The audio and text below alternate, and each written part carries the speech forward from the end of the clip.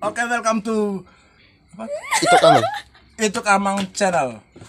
Sorry, bahasa Manggaranya bahasa Inggrisnya agak error. Dan kali ini di channelnya Om Bob Itok kita akan menampilkan tutorial, tidak juga ya? Bukan tutorial ya. Memperkenalkan pastinya itu makanan tradisional orang Manggarai, ubi rebus. Nah, kali ini saya mau memperkenalkan, bukan memperkenalkan sih, tapi bagaimana cara menikmati. Mau menceritakan ya? Ya, menceritakan bagaimana cara menikmati ubi rebus.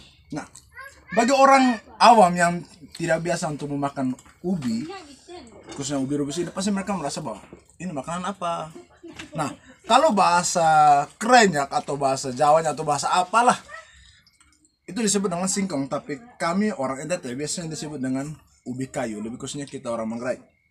Nah, kami orang Manggarai biasanya mengkonsumsi ubi dengan cara merebus ubi ini. Rebusnya seperti biasa, ubinya itu dibersihkan dulu, dikupas kulitnya, lalu dipotong kecil-kecil seperti ini, lalu direbus seperti biasa. Dan dirasa kalau ubinya sudah mulai lembut, langsung dikeluarkan dari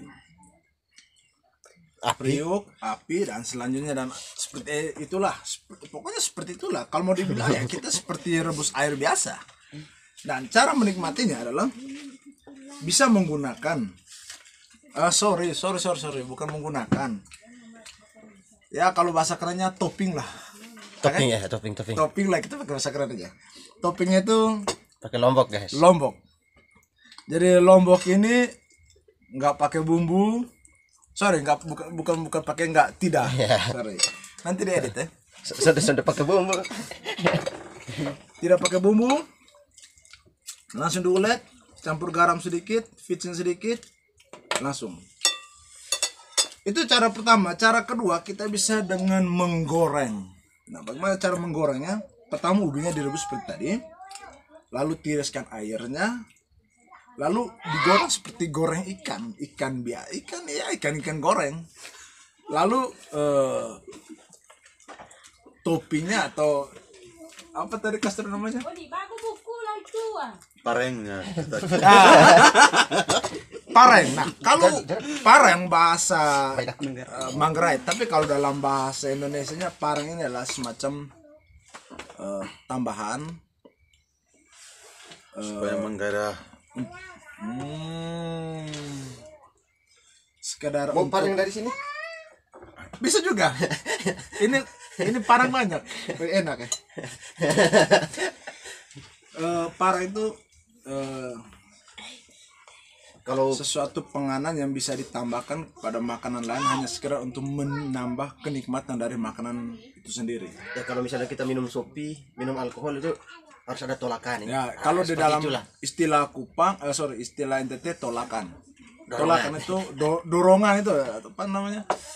Apa ya? Makanan tambahannya begitu. Makanan tambahan kalau kita lagi minum. Nah, kalau lombok ini semacam itu juga. Iya. Nah, kalau dalam bahasa Manggarai ini disebut dengan pareng. Nah, selain seperti ini, ubi juga kita bisa mengkonsumsikannya dengan dibuat dalam bentuk tepung, tapi itu prosesnya lebih lama lagi. Tapi enak juga. Tapi enak. Dan bagi orang yang tidak biasa, kita akan mencoba ini rasanya sweet abis, enak gimana gitu. Bagaimana menurut Castro? Lanjut. Hilang ingatan Castro, hilang ingatan. Orang masih asik. hilang akal. Itu kalau misalnya untuk dibikin tepung,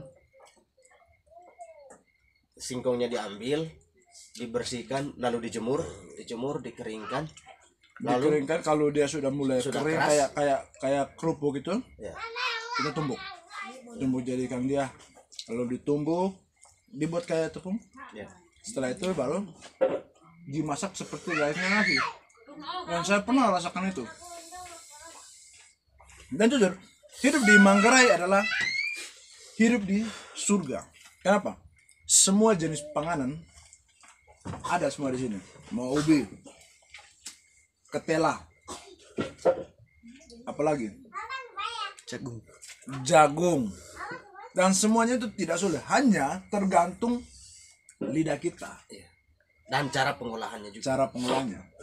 Ada salah satu hal yang membuat saya bangga jadi orang NTT. Kayak NTT bisa dibilang termasuk daerah paling miskin. Tetapi di sini kita penuh dengan makanan-makanan tradisional. Dan satu yang paling istimewa di NTT adalah tidak ada yang namanya pengemis. Yes. Yang punya utang banyak ada. Berbicara tentang makanan, berbicara tentang NTT, dan berbicara tentang miskin, sebenarnya itu hanya tanggapan orang saja tentang NTT, bahwa NTT itu miskin. Mengapa? Contohnya kita di Manggarai, sulit kalau kita katakan bahwa kita miskin. Miskin terkira kalau memang kita tidak bisa makan sama sekali. Ini contohnya. Kita kalau makan ini sekitar 3 atau 4 potong, perut kita sudah terasa kenyang. Dan jujur, sebelum ada masuknya beras yang diolah menjadi nasi saat ini adalah makanan pokok. Lalu pertanyaannya, ketika nasi itu datang, kita tinggalkan ini. Nah, karena kebiasaan itulah ketika makan ini kembali ke meja hidangan, kita merasa bahwa ini adalah hal yang sesuatu yang luar biasa. Tapi kalau kita mau melihat, ini sebenarnya biasa-biasa saja. Dan ini yang sebenarnya adalah apa ya? Hal yang tidak boleh kita ubah. Dan kita harus bisa perbiasakan ini sebenarnya dari kecil. Karena kan ketika kita keluar kota disajikan seperti ini, kita merasa ini kayaknya tidak bagus. Tapi sebenarnya ini salah. Kali ini kan adalah pokok. Sini kan? Lanjut sudah. Sini. Kita bagian ini. Mereka di ini. Ini siapa kopi tadi ya? Saya di Oke, selain Lombok, kopi. Tapi yang lebih nikmatnya lagi, jangan kopi itu ditambahkan gula. Iya. Minum dengan rasa kopi asli atau kopi pahit. Serupnya itu nikmat. Full. Kopi kalau tidak ditambahkan gula rasanya pahit. Kita bisa membedakan mana yang lebih pahit, nasi atau kopi. Ya. Castro. Castro sekarang tidak merespon. Bukannya saya tidak respon. Saya masih makan ini ubi ini kak. Menikmati. Hey. Gigitan. Menikmati. Oke, bagi yang menonton channel ini, minta maaf kalau tadi ada bahasa yang kalau dalam bahasa Manggarainya kandas melaju. Ya mungkin kayak karena Saya rasa itu hal biasa sih. Setiap kita punya dialek Apa yang namanya? berbeda. Pengaruh langsung di channelnya Bob Ito, langsung masuk YouTube. Seperti pareng itu tadi. Iya, seperti parang itu tadi. oleh karena itu Suara sumbang tuh nanti dia dihilangkan. gampang. Jadi untuk teman-teman yang sudah menonton konten ini, jangan lupa klik tombol like, comment, dan subscribe. Kemarin saya sudah pernah bikin review apa? Sirip Pinang. Keren itu. Review sirip Pinang. Sekarang kita review ubi kayu. Aku Jadi kan menteri apa? yang ini nih kenapa dibuang? Soalnya bukan dibuang. Ini adalah bagian tengah dari ubi kayu. Sedikit kasar, keras. Ya memang tidak bisa dimakan. Bukan tidak bisa dimakan, memang setengah mati untuk dikunyah. Yang sebenarnya bisa dimakan sih.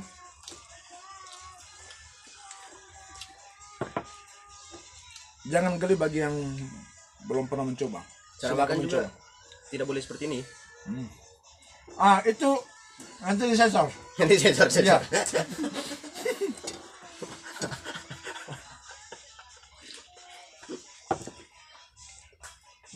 Apa lagi? Kopi.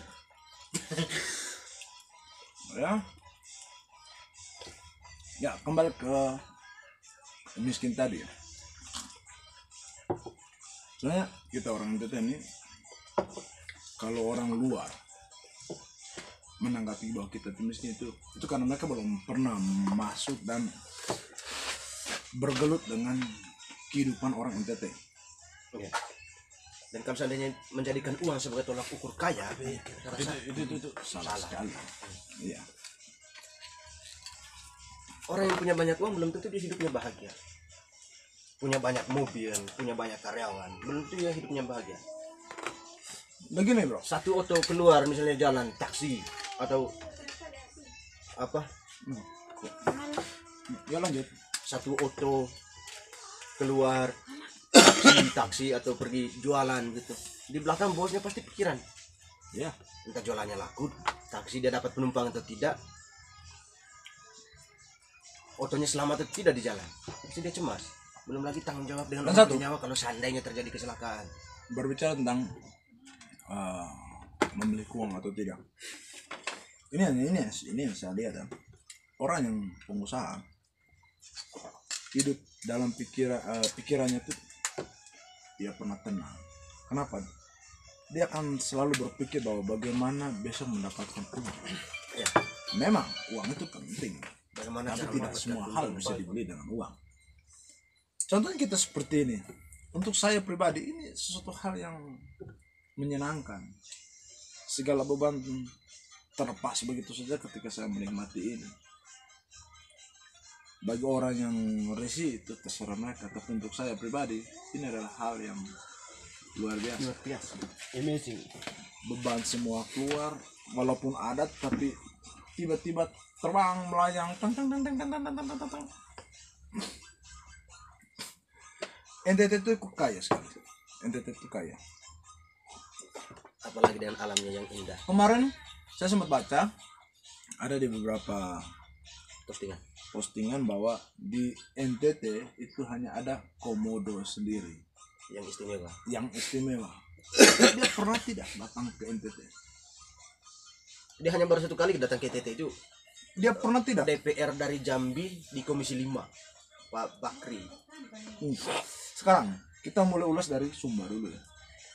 Dia pernah tidak melihat seekor kuda yang tingginya melebihi tinggi rata-rata kuda normal? Sedangkan di Sumba ada yang disebut dengan sandalwood. Di tempatnya ada enggak? Yang kedua, dia pernah melihat 3 bentuk danau yang berada di atas puncak gunung. 3 warna. 3 warna yang berbeda. Itu adalah suatu keajaiban dunia. Lalu pertanyaannya di sana ada tuh. Dia pernah tidak masuk ke suatu daerah yang benar-benar tidak pernah menerima yang namanya teknologi? Kampung apa sudah kita punya di Ruteng itu di apa? Oh, yang ditemukannya Homo floresiensis itu. Ya. Saya suruh lupa lagi. Liang buah. Liang buah bukan satu. Ada ada satu kampung di Manggarai itu di Manggarai Tengah. Werebo. Oh, Werbo. Ya. Itu Werebo. Itu Desa sesuatu adat. yang salah satu desa adat yang paling populer di Indonesia. iya. Dan kalau memang dia pernah masuk dan melihat destinasi yang lain, pasti dia akan merasa wow, ini itu bukan hanya komodo saja.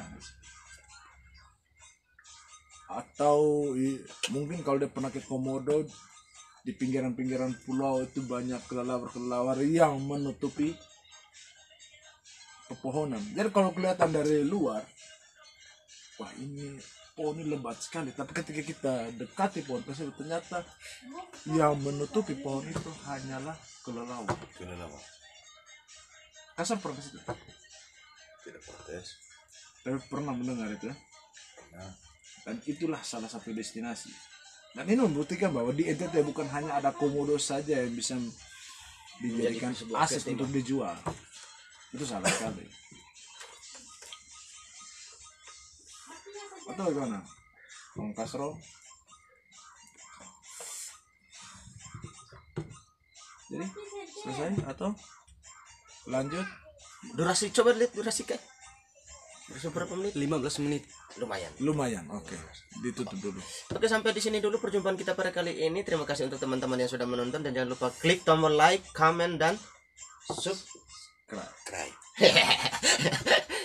Maaf kalau ada kata-kata Yang yang salah. yang sulit untuk dimengerti. Nanti tanya-tanya di kolom komentar itu maksudnya apa gitu. Sampai jumpa di konten selanjutnya, guys.